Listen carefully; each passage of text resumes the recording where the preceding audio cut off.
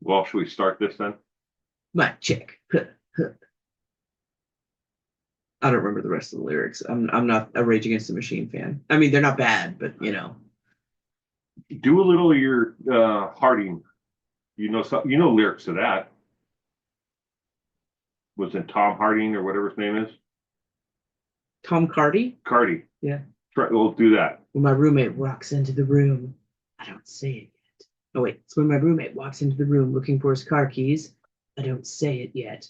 And when he gets me off the couch to check underneath the couch cushions, I don't say it yet. And when he says out loud, I wonder where my car keys are, I still don't say it. But then he asks me, do you know where my car keys are? I look at him in his face and I say, have you checked your butthole? Skid up, butt up, butthole. Oh my God. What is wrong with you? I have not seen your keys, but since you're asking me, you better check up that butthole. Those are real lyrics? Yes.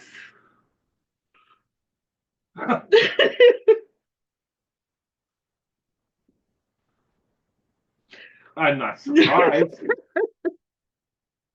Um,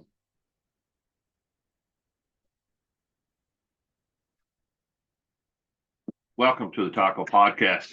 My name is Will. Hi, I'm Crystal.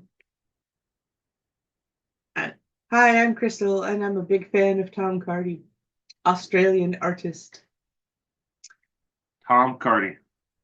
This is another episode of the Taco Podcast where it's me trying to figure out just how I got here and Crystal existing on a totally different plane from me. Okay. So, what would you like to talk about with the world today? Anything that comes to mind? Oh, I don't want to talk about the world today. The world today is a sad, confusing, and terrifying place. Okay. This has been the Taco Podcast. Quick and easy. We're done. How is your son doing? Oh gosh, he's doing really good. He's doing so good. We're taking a little mini vacation. We're leaving Will at home. And Well, you skipped from the top subject all the way to the bottom one. oh, sorry, was I supposed to, is there a list? How is the son doing? Oh, okay, sorry. All right, let's try this again. Can make myself look like a thumb. See, look. What are you doing? I'm sorry. I'm in a mood. I apologize. I'm in a mood. I can't. Okay, so let's try this again. How is your son doing? Our son, it took two of us to make him, is doing really well. I made a deposit. This is YouTube. I don't think you can do that. No, he's doing really well. He's doing good. He's doing good. He recently got into high cap classes What's that? for reading. High cap. It means he's really good at it, ahead of his peers. Oh yeah, So he's a good reader. yeah. He's good at reading and comprehension. So it's good that he's going to be getting his. They called him twice exceptional, I believe is the phrase that they used at the school, because he has an IEP, but he also has high cap advanced class now. So, but I feel like that's the best because now he'll be getting support in the areas in which he excels, and still getting support in the areas in which he needs a little more help from his neurotypical peers. So Yeah. yeah. Let's see. He recently made a new song called Social Security, which is just him singing the word social security over some music from the synthesizer thing that my mother got him as a present. So, Music synthesizer. Yeah, yeah.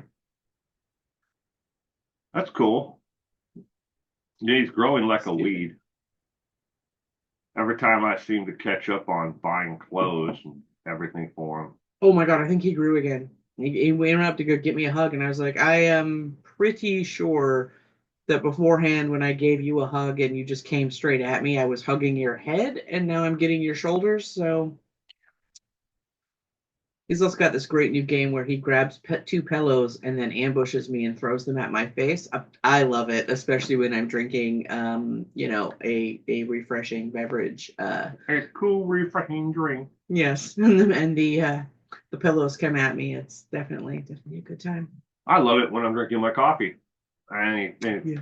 yeah, I come around the corner, all of a sudden I get two, pillows, flung at me. It's like, whoa. And you think that's the funniest thing in the world. Yep. Yeah. That's a lovely game. Okay. How was work? Work is still really good. Still absolutely love it. Definitely still big. It's still a big shift away from clinical lab and anatomical lab, as you all know. I worked clinical lab for close to 20 years, did anatomical lab for 3 years. Briefly worked on the wave survey before they lost their funding. Yeah. And now I work in industrial lab, which is similar, but I mean, lab is lab, you know, but working on the sample collection side is it's different from working in clinical lab, but it's good. And one of the things I like best about my day, like sometimes Will ask me when I get home if I had an exciting day at work, and no, if I had an exciting day at work, somebody else had a really bad day at work. So me not having an exciting day is really good, but it's different when you work in work in a hospital, when you're in clinical lab, like you help people, you know that you're helping people, right? But you don't really see the people that you're helping too much. Not usually, unless you're part of the phlebotomy crew. You don't really have a lot of patient interaction, which is honestly good because a lot of us lab people are kind of, we're rather. I read somewhere once that somebody said clinical lab is the perfect place for the empathetic misanthrope. When I always think that is actually really accurate. That's a very good Yeah. accurate description. I know a lot of people who work in the lab. Yeah, like we like people, we want to help people. We don't actually want to look at them. We just want to be in our little area doing our little autistic things in the corner. The rate of neurodivergence is high in laboratory sciences. Honestly, I think that's part of what makes a good laboratory professional. Somebody who is hyper detail orientated. There's a lot of people with OCD who work in lab, and again, it makes for a good employee. Anyways, a little bit off tangent there. But when I work in industrial lab, like I'm making eye contact daily with the people that I'm helping, the work crews that I'm helping to keep safe. And it's just a different feeling than working in clinical lab. You get to know on a daily basis the people that you're helping, you get to know about them and their families and stuff like that. It's more personal. With your work and being a subcontractor through the U.S. government, do you guys have any fear that the Department of Government Efficiency is going to do away with you all? Honestly, I'm not sure how much about that I can talk about publicly. There is concern across the board, but we have been told that we are okay for now. Okay. Not everybody though. I there's a couple of people that work. Oh, I don't know if I can say that. Okay. Then So not everyone. All right. Go with that. Not everyone has job security right now. No. And it just seems to a lot of people, and I'm just going to make this statement and make this statement only, that it just seems to a lot of people that it's completely random. There's no thought into who they are getting rid of and are doing away with their jobs. And a lot of people in a lot of different industries who are connected to what you do, and the type of work that you're doing don't have they don't know how to plan for the future or a month or a week from now, because nobody is sure if they're going to be there, if they're going to have that job, or if anyone's going to have that job. I Yeah, mean, not that like if they get rid of everybody, the job still has to get done. it does. You can't just leave it there forever. What will ultimately wind up happening is, um, well, We can always if the we can always road continues, what will ultimately wind up happening is just that there will be a dramatic slowdown. Um, that doesn't help anybody. Um, there have been times before when positions out there have gotten cut in the past. yeah. It used to be a lot worse. If you remember, it was when we were younger, it seemed like every other year it was layoffs and hirebacks and layoffs and hirebacks. But I think let me organize my thoughts for a second. So I'm a little bit of an anarchist. No, Yeah, tiny bit. Um, I didn't know. and ultimately, I used to have a lot. Okay, again, organize the thoughts. So a lot of times, I do think that the purpose of bureaucracy is just to sustain bureaucracy.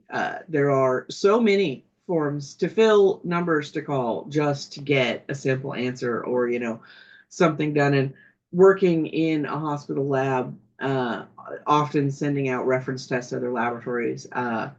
For a long time, I was the go-to person for looking for esoteric testing, and had contacts in other labs and stuff like that. Did at one point in time work with the anti-bioterrorism unit briefly, and it was funny. Share that another time. Anyways, so I had a lot of contacts and people that I knew and numbers I could call. So, if somebody needed something done, I would get a phone call, and sometimes I would spend 3 days looking for somebody who did whatever off the wall test it was that somebody is looking for. And you know uh finally, after 3 days, you got to call the doctor back and be like, has your patient ever left the country? No. Then why are you doing this to me? If they've never set foot outside of the state, they don't have this super rare parasite. Stop it. I have job to do. Anyways, but I have often thought that bureaucracy is just useless. Just tear it all down and get something more streamlined. However, working within bureaucracy, one of the things that I have learned is that while it is tedious and there is a lot of stuff that doesn't need to be the way it is, there's a reason that a lot of the stuff is built the way it is, especially when you've got a giant group of interconnected giant groups. There is oftentimes not a way to streamline smaller processes. And you have to have people talking. When you've got one guy who needs a thing that's made by this group, but to get that, they've got a thing that's made, you know, it, But at the same time, like I was saying earlier, about people in job security, with the Department of Doge, just Xing out, certain, jobs, and people who do things. I mean, yeah, no, you're that's, taking, it's like a chain. You take, a link here or a link there out. Now nothing works at all. and that's ultimately one of the things that is the problem with that, is that when you have people who don't understand the system, assuming that they do, they're always going to make something worse. And Yeah. it's going to wind up being less efficient because you've gotten rid of X, Y, and Z. And now no one, or, going back to the hospital analogy, okay, so now you've cut 15% of the staff at the hospital lab that I need, to send my testing to get done. No, I don't know who to call. And they don't know who to call because chances are they don't actually even do that testing. You know, I would oftentimes send stuff to various laboratories based on how quick I could get stuff. Let me walk it back a little bit. A lot of things that Dr. House is not a good representation of laboratory work. You're not getting most things back nearly as quickly as you see on television.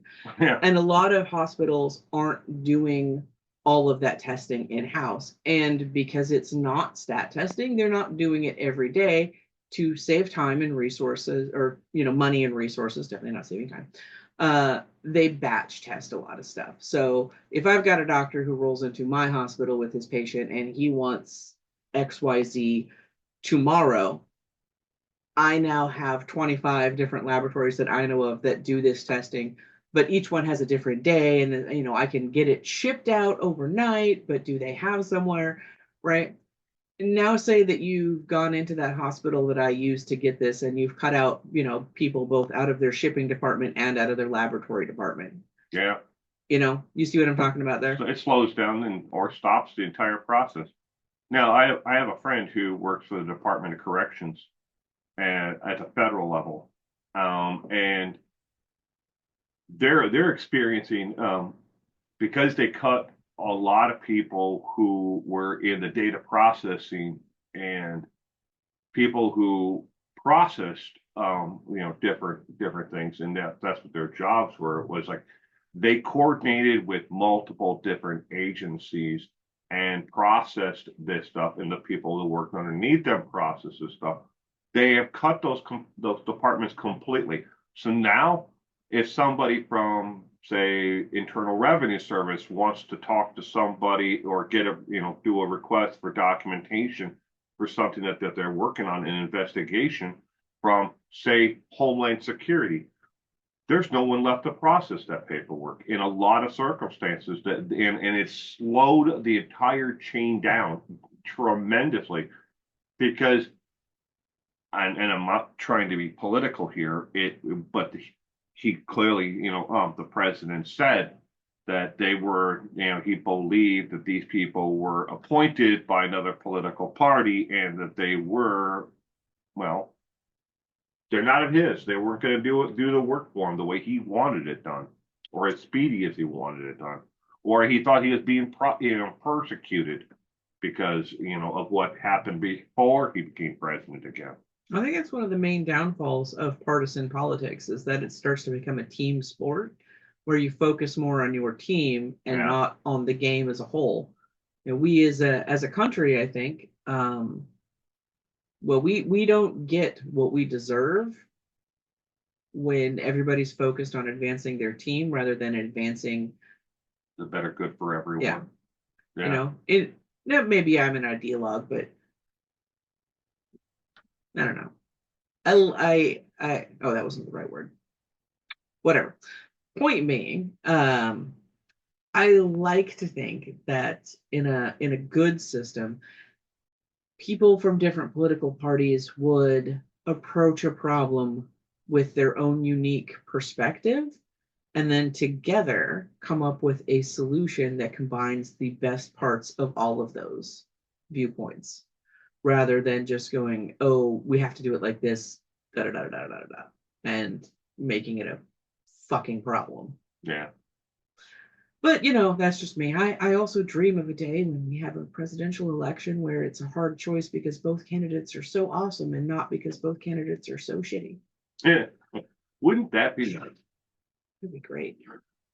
So going back to you were speaking about working in a hospital laboratory, and that they don't do a lot of the testing inside. Yeah, no. Do you find that on the industrial side now as well? Yeah, there's some testing that gets sent out, but we do a lot of our testing on site. So when you're talking about doing testing, and actually Tamara would be a better person to tap for this because she actually works lab side now, where I work sample collection side. But one of the things when you're doing lab testing of any kind, industrial, clinical, anatomical, is sample viability. So if your sample can travel, then you can, set up a testing hub where everybody sends it, and then because reagents are cheaper the more you buy, right? So if you've got one spot that's doing testing I know for everybody, that from your mom. Yeah. When she was running her lab. Yeah, so if you've got one spot that's doing all the testing, then you're buying in bulk, you're saving a lot of money, blah, blah, blah, blah, blah. Mm-hmm. But if your samples aren't good long enough, then you just have to do the sampling in-house. And then we've got different ways that we do the sampling. I haven't had to use one of these. Thank God, I would die. But there's a hand pump. So we do air sampling, right? And there's one that's got a hand pump, and you take the tube, the test tube that you put it in it, and you actually have to like crank this thing to get the air to circulate in it. And I did it a couple of times and tried, like, I can do it. I've been trained on it. I would have to reread the manual, to be 100% because it's not one of the ones I use pretty often. But oh my god, my soft little old lady hands would die. Okay. Let's see here. Pin sitting over the notes. So that's work life for you. Work for me, obviously. I work, on social media. This is pretty much, this is all I do besides golf. Can I ask you a question, huh? Yeah, you can. So, Great question. Oh, go ahead. how do you deal with some dark topics sometimes? Sometimes, every day. Yeah, a lot of the time. Every day. So, how do you handle that? I don't.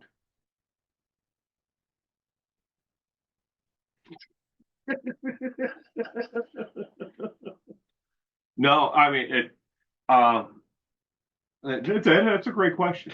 I mean, really. When I first started, the true crime channel for 1 Now, when I started that initially, it got to me a lot because the most depraved, sickening stories came across my news feed every day. And I don't look at for stories that I'm going to cover or details in just one, because even before starting, I knew that the media outlets out there in mainstream media are slanting their coverage to and pandering to their audience. They want to keep that person engaged. That's the number one thing. Keep them engaged, feed them only your narrative, your slant, because the longer they're there, the more ads you can feed them, the more ads you can feed them, the more money you can make, and so on down the line. Should we now segue into Crystal's opinions on capitalism? No, we can get to that. No. But when I initially started, though, uh, the things that would come across my news feed, and then the stories that people would send me, news, crime stories that people wanted me to cover about, and it really, really got to me.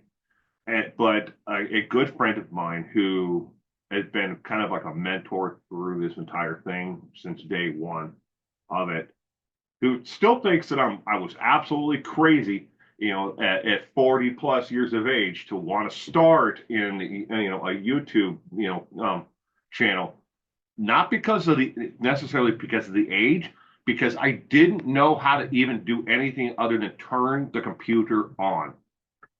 I didn't know how to. Go ahead and say it. Yeah, No, but actually, as much as they make fun of you, your skills have come a long way. I have. It's been a crash course in a lot of it, lighting, sound, everything. But I didn't know how to do anything. I didn't know how to edit. I didn't know how to do anything other than, I just turn the camera on myself and tell the story, as I was able to factually document it. And, it's like, back to your question, it definitely got to me. But my mentor told me, he goes, you need to find a way to, if you're going to do a story on, say, abuse of a child or the death of a child or something that's really going to get to you where you're connected to it, or you internalize it.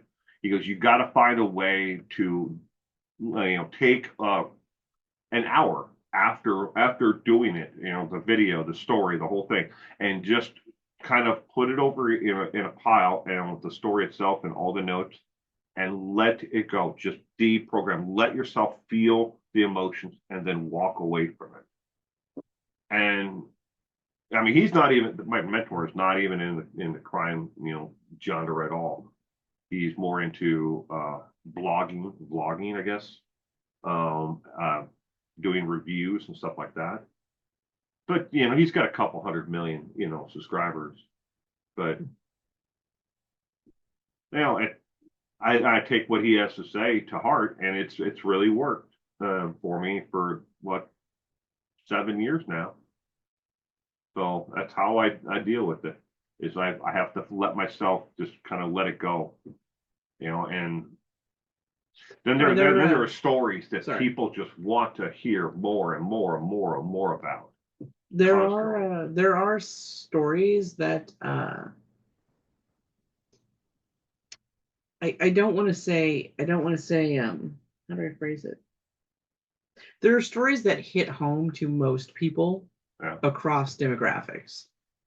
yeah. That I Social think economic levels, it didn't matter where someone is. I think that's part of the reason why so many people were I don't want to say entranced, intrigued, curious about the Chris Watts story.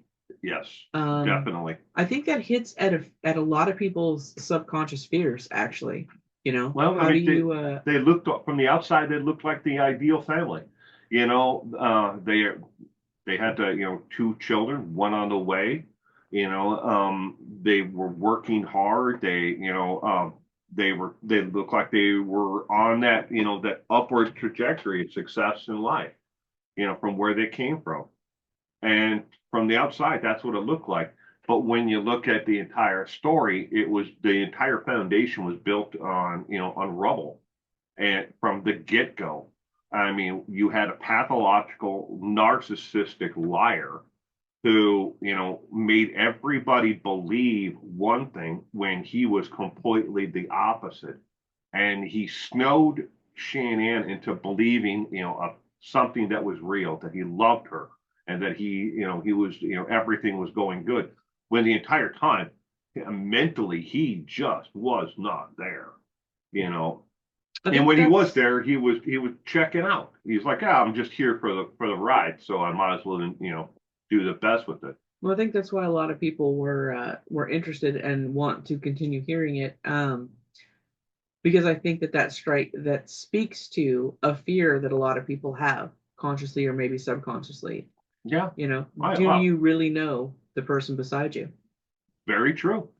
I mean, there is a lot to that. And people also want to know, they want to dive into stories like the Watts murders, because they want to know, are there signs there that I can look for in my life, or if not my life, my daughter's life, or my son's life, or something else where I can can you? But we as human beings, since we gained the ability to use fire, we've always had these folklore stories and warnings. Don't touch that. It's hot. One person tells it to another, and that's how you learn, through the entire system of life. We tell these stories, and that's basically what I'm doing is I'm a storyteller. I'm telling the story, and people are looking for those clues. Hey, that clue, there's a clue there, oh, there's a clue there.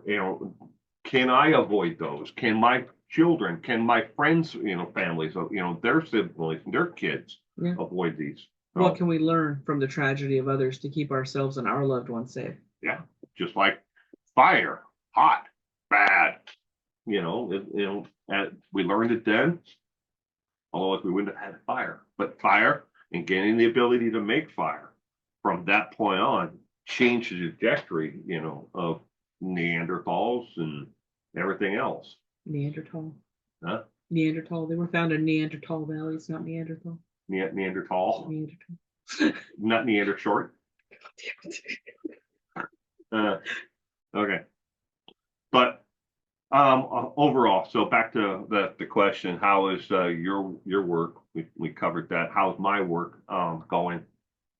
Uh, it's up and down. To say the bet, to kind of give it a number, uh, or context in that number, but that's social media though. You know, views are down, subscription, are down, channel memberships are down. Views on live streams are, well, I'm not that to drown in in a pity party, but that are down. But hey, I mean, I enjoy what I do. Can I give you a little bit of advice? Sure. Um, Taco says that if you tickle people, they will subscribe. Really? Yep. You tickle people. Yeah. All right. Have you tried tickling people? I have not. I will put that on my list. Let me write it down right now. Tickle people. Yeah, specifically in the armpits. In the armpits. Yeah. the arm pit. Mm-hmm. Yeah? Yeah. Okay. I wrote it down. So Yeah, I God don't could help. well he's a big helper. Okay, so that done with work for both of us. How about health? How is your health? Is the next one. How is your health? Oh, peachy. I'm doing great.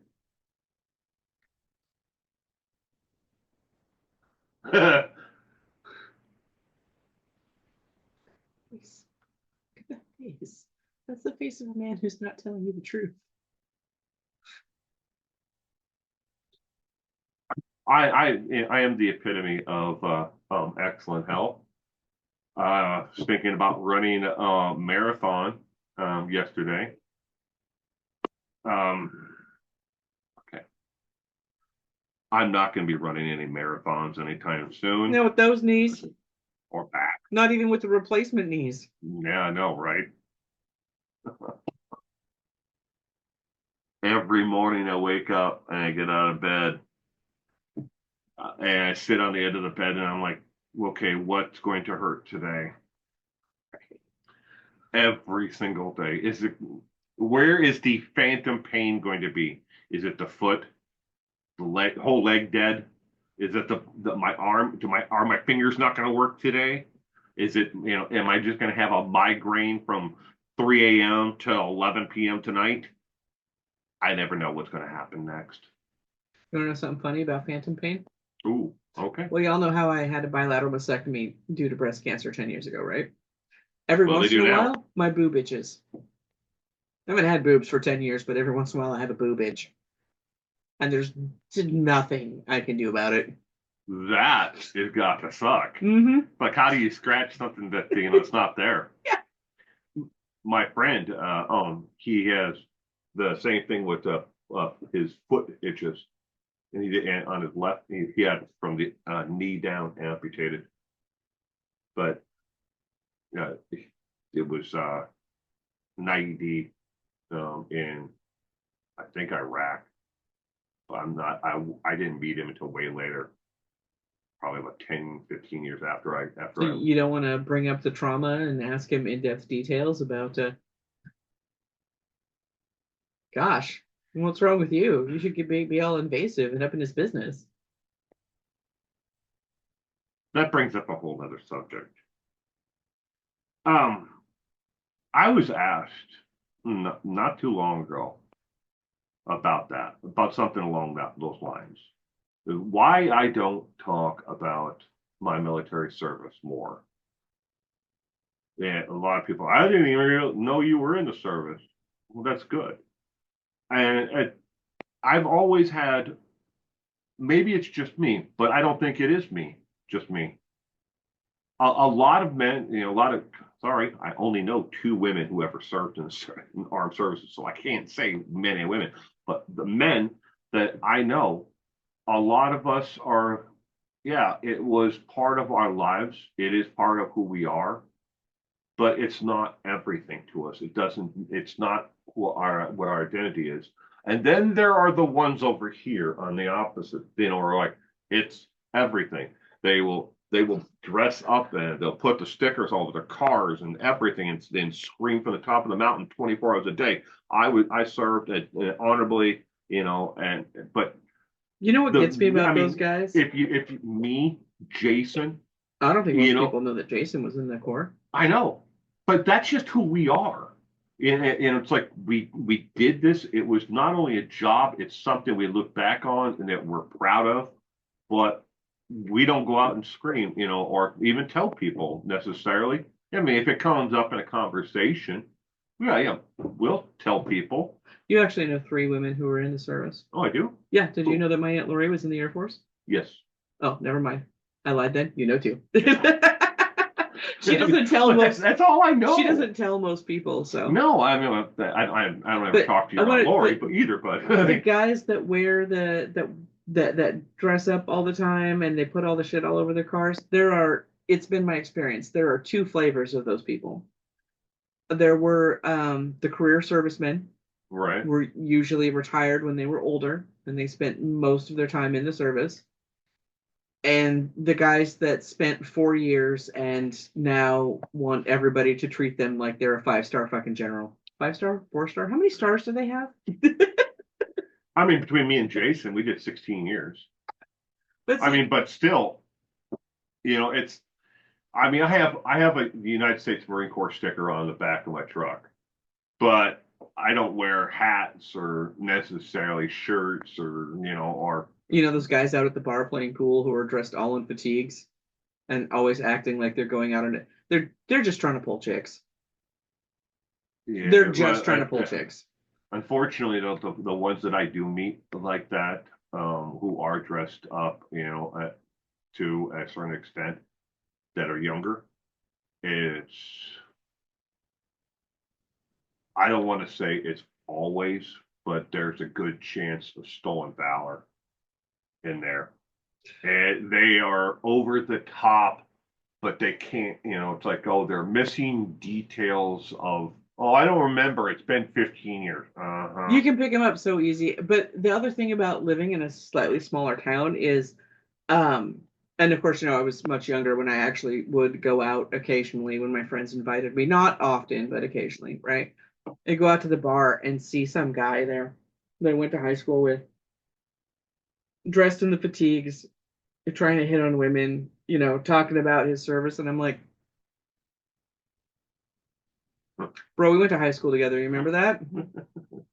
I know exactly where you've been for the last years, and it wasn't in any kind of military service. Yeah. You couldn't get a job, so you worked for your dad. Yeah. Also, I told all of these girls that you were hitting on all about that and steered them towards this lovely gentleman over here, the guy that you used to make fun of because he was heavyset when we were in high school. He actually was in the Marines. So, I mean, think about that. But you just said that, when you're younger, you didn't go out much, occasionally with your friends here and there. I mean, but if you wouldn't have gone out with your friends, you never would have met me. I'm still regretting that day. You'd still be like going, wait a minute, Laura has siblings? I knew his sister all throughout high school, his youngest sister all throughout high school. I stayed at their house, never met a sibling. I'm real. He has a friend that he says he hangs out with sometimes. Never met the guy. He's real. You call him up. He's on Facebook right now. His sister says that he's real and that they went to school together. I don't think so. I've never seen him. Apparently, he's come over here sometimes while I was at work and done work around the house. Yeah, he helped me remodel the other house. Mm-hmm. That's what he says. I've done it with myself. Is Brian in the room with us right now? No. All right, moving on. All right, so now we are finally to your upcoming vacation. Oh, yay. Now you can talk about your vacation. So I am taking my mother and Liz and Taco, and we are... That's our daughter? Oh, yeah, that's our daughter. Daughter and her son. Taking them to, well, we call it camping, but I'm almost 50 and have arthritis. Everything hurts. I'm not going to sleep in a tent in a sleeping bag. You're that young? You're not 50 yet? No. August is coming up pretty quick. Crystal will be 50. Right? 5050. It's like 90% of my lifespan. Huh? It's like 90% of my lifespan. Damn. Yeah. You could have murdered me and gotten out on parole by now. I keep thinking about that every night while you sleep. Really? Well, I mean, yeah, I know that, but why did I think you were already 50? Wow, I don't know, but we're gonna have a conversation about that when the mics are off. Huh. Forgetting when my birthday is or how old No, I I am. know when your birthday is. But I thought you turned 50 last year. Do we not know how to do math? Carry the one. No, I know why you did that because you have this weird idea that as soon as you hit Oh, that's right. January of the year that you're born, you Okay. get to count it. It's Not, no, not, it's not. yeah, Don't tell no, them. no, I'm going to because everybody needs to know this. This is how I do math on how old someone is. Okay, when you're walking through a graveyard, like I do a lot. All right, you're walking through a graveyard. Not everyone puts the month, the day, and the year on when they were born or when they died. If they do, it's either the month and then the year, or maybe it's the month, in the year when they die, or month and year of for born and month and year when died. If you do the quick math, they get credit on January 1st of that year that they died. So that makes them another year older. Oh, look, now this one actually has the dates. It says that they died 3 days prior to making their birthday. That's really sad because again, they still should get credit because they lived past January.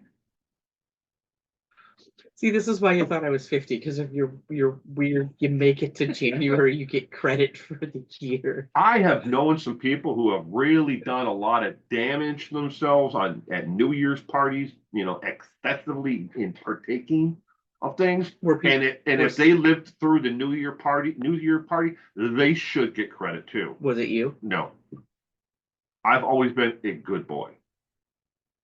I know you. I've met you. Okay, so vacation. Back to the vacation. Oh yeah, so I'm taking a vacation. We've rented a little house, and we're gonna stay there. Airbnb, the kind of thing. Yeah, Airbnb kind of thing. And a friend of my daughter's is gonna come meet us, Mm. and we're gonna hang out. We'll just hang out for the weekend. For some reason, our youngest Taco just loves to go on vacation. He likes motels. Yeah, he Not loves, hotels, motels. yeah, Motel 6 for some reason is like he could They'll do an leave the light ad on for for it. you. He absolutely loves Motel 6. I, I'm to that point in life where, I mean, Motel 6 serves a purpose, but can I get, you know, something better, please? I can afford it. like a McMenamins. I like McMenamins. Well, I was thinking pineapple. Oh, yeah, State Pineapple is good. Their beds are really Stay comfy. pineapple. If you've never stayed at one of them, they're awesome. Awesome. I love their hotels. I got a deal once and I stayed at the Larkspur Mm. because that's about the only time that I stay at anything that's over $80 a night is, when I get it Yeah, on you're sale. cheap. I know you're I cheap. am, yeah. Yeah, Crystal makes her decisions on what hotel she's going to stay at based on how is the price per night. I look at a hotel when I'm booking them on how convenient is it for me to go to this hotel to do what I'm there for. If it means I'm paying $260 a night, I'm paying $260 a night. That's not entirely true. When I went to go see Nine Inch Nails in concert, I picked the hotel based on whether or not I could walk to and from the venue, and How cheap selected the cheapest of those. Yeah. I was like, how cheap was it? Because we know Well, it there had. was a second parameter. Did they rent by the hour? Oh, we stayed in one of those once when I was younger. My mom and I used to take a trip to the coast every year, and we liked to, adventure. And so we would drive off without making reservations. And so we got to Seattle. I don't remember where we were, but we're on the coast. And we got to the bigger city. I think it was Seattle. And apparently there was a conference or something happening, I don't know, everywhere. And no place had a book had an opening. So it was me, my mom, and a friend of mine, and we can't find lodging. We've been driving around Seattle for like 2 hours, and we find a place that says they have a vacancy, and we're like, oh my God. And now I'm what, 16, 17? So we go into the room or into the lobby, right? And they've got photographs of the room, and I'm all excited. It's like, oh my God, Mom, Mom, they've got themed rooms. Look, they've got a zebra room and they've got a purple room and they've got a, oh my gosh, this is great. Like, I'm so excited. I think this is great. Themed rooms. Yeah. Does the bed take quarters? No, no, but For you youngins out there, that was a real thing. Vibrating beds in hotels. You put quarters in the machine next to the bed, and the whole bed. it definitely was the singular shadiest place I've ever been. Um, we walked in, we looked around. I was like, why is there carpet halfway up the wall? Why are there industrial eye hooks? And then I'm just looking and I was like, That's a okay. serial killer's dream. Yeah, I was like, all right, this is what we're gonna do. We're just gonna sleep on top because we were gonna go camping at one point during the trip too. So we had sleeping bags. I was like, we're just gonna take the sleeping bags, put them on top of the beds, sleep on the sleeping bags, touch nothing.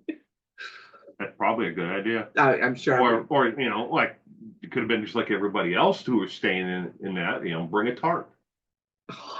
I mean, there's a reason why the beds aren't bolted down because it was so bad. Okay, so you're renting a house for your little vacation. Mm-hmm. That's cool. When you're going next week? Yeah. Yeah. Will be all by himself. Send him love. All by myself. Gosh, look at that sad face. I'll be all by myself. Oh no, I won't be all by myself.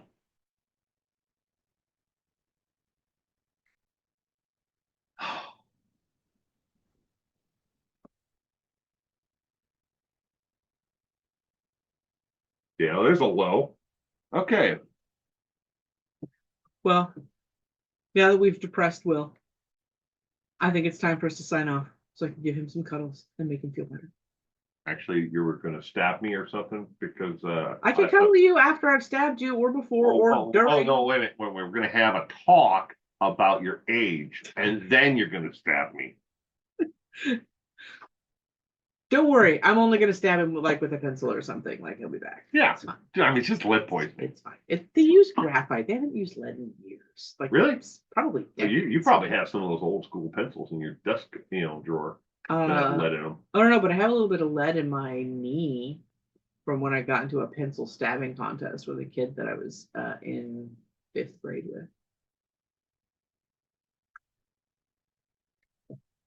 I made the conscious decision to be in this relationship. Yeah, it's too late to back out now. I made a conscious decision. Okay. I'm just trying to get people to subscribe. Okay. Tickling you in your armpit. Right. Yeah, I got the tickle people in the armpit. That is a tip for getting people to subscribe. Hey, if you want more, maybe we should do that. If you want more subscribers, we should just do a live stream where I tickle you mercilessly in the armpit every time somebody subscribes. What if they don't? Oh shit. What if we do it and we only get one subscriber? Do you have to constantly do it to try to get to the second subscriber? Well, that's a good question.